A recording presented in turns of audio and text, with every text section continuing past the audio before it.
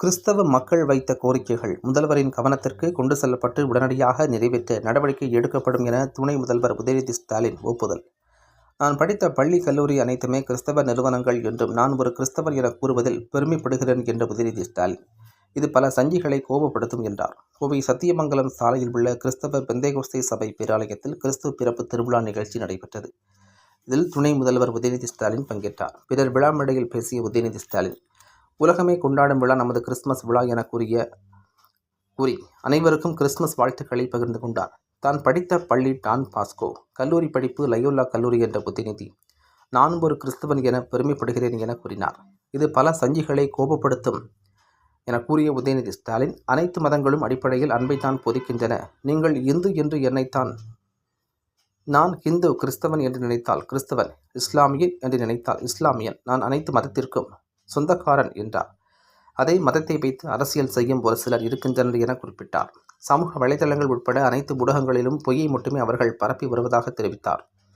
சமீபத்தில் அலகாபாத் உயர்நீதிமன்ற நீதிபதி ஒருவர் இஸ்லாமிய மக்களுக்கு எதிராக பேசியுள்ளதை சுட்டிக்காட்டிய உதயநிதி, இப்படி ஒரு நீதிபதி இருந்தால் நீதிமன்றத்தில் நியாயம் எப்படி கிடைக்கும் என கேள்வி எழுப்பினார். மத ரீதியான அவதூறு பேச்சு பேசிய நீதிபதியை பதவி நீக்கம் செய்ய வேண்டுமென பாராளுமன்றத்தில் தீர்மானம் கொண்டு வந்த போது அதிமுக அதனை ஆதரிக்கவில்லை என்றார். இதன் மூலம் அதிமுக பாஜக கள்ள கூட்டணி தொடர்கிறது என்பது உறுதியாகிறது என தெரிவித்தார்.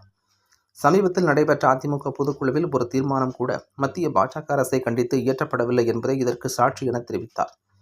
திராவிட இயக்கம் இருக்கும் வரை சிறுபான்மை மக்களுக்கு ஆதரவாக இருப்போம் என கூறிய அவர், கிறிஸ்தவ மக்கள் வைத்த கோரிக்கைகள் முதல்வரின் கவனத்திற்கு கொண்டு செல்லப்பட்டு உடனடியாக நிறைவேற்ற நடவடிக்கை எடுக்கப்படும் என தெரிவித்தார். வரும் 2026ஆம் ஆண்டு நடைபெறவுள்ள சட்டமன்ற தேர்தலிலும் திமுக கூட்டணிக்கு உங்கள் ஆதரவை கொடுக்க வேண்டும் என கேட்டுக்கொண்டார்.